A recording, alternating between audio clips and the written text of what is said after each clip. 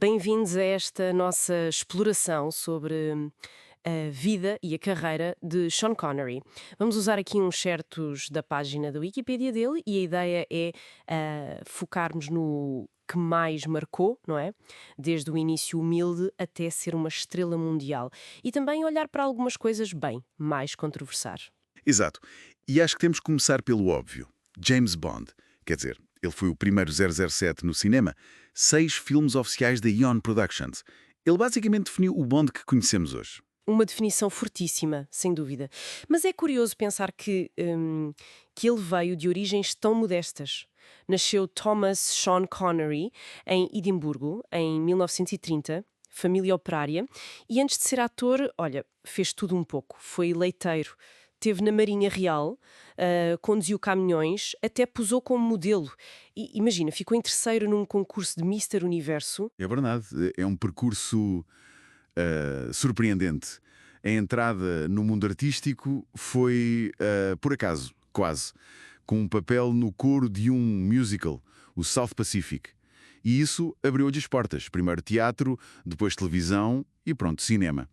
O clique deu-se em 62, com o Dr. No. E essa imagem de Bond ficou tão, mas tão forte. Muitos atores ficavam presos a isso, para sempre, não é? Mas ele, apesar de ser o Bond original, quis mesmo mostrar que era mais. Saiu do papel em 71.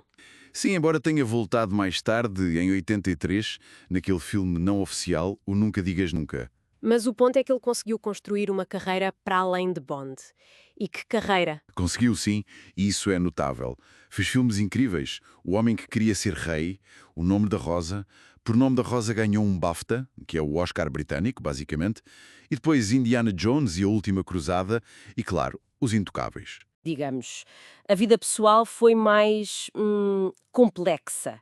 O primeiro casamento, com a atriz Diane Cilento, de 62 a 73, tiveram um filho, o Jason, mas anos mais tarde, na autobiografia dela, ela acusou de abuso físico e mental. Sim, são alegações muito sérias que surgiram bastante tempo depois. E junta-se a isso aquela controvérsia antiga, por causa de uns comentários que ele fez em entrevistas nos anos 60 e depois nos 80, uma à Playboy, outra à Barbara Walters, onde ele parecia justificar, dar um estalo a uma mulher em certas situações. Uhum. Isso foi algo que o perseguiu durante anos. Sim, foi. Embora, e as fontes mencionam isto, ele mais tarde, já em 2006, tenha dito publicamente que qualquer abuso contra mulheres era inaceitável. Mas pronto, a polémica ficou. Pois ficou. Depois da Diane Cilento, ele casou em 75 com a pintora Micheline Roquebrune e ficaram juntos até ele morrer. E essa personalidade forte dele via-se também nas convicções políticas, não é? Era um defensor ferrenho da independência da Escócia, membro ativo, financiou o Partido Nacional Escocês, o SNP. Exatamente.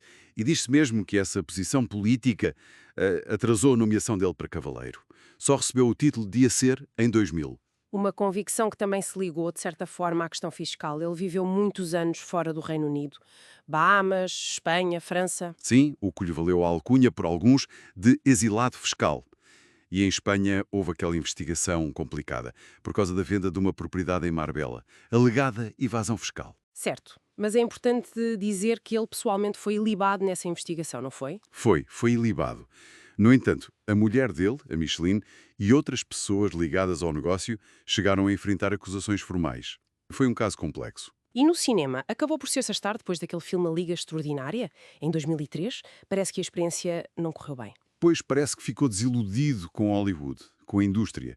Decidiu que chegava. E pronto, faleceu em outubro de 2020, com 90 anos, nas Bahamas. A Micheline revelou depois que ele já sofria de demência há algum tempo. O que nos deixa com este legado, como dizer, multifacetado.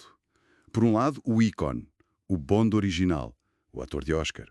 Por outro, o homem com um passado controverso, alegações complicadas, posições firmes que tiveram consequências. Pois é, levanta aquela questão que nunca desaparece, não é? Como é que nós, enquanto público, equilibramos a admiração pela arte, pelo trabalho do artista, com as falhas, as complexidades, às vezes até atos reprováveis da pessoa. Exato. Fica a pergunta: como é que a imagem de uma figura tão grande como Connery resiste? Ou é reavaliada, quando conhecemos a história toda, com as suas luzes e as suas sombras.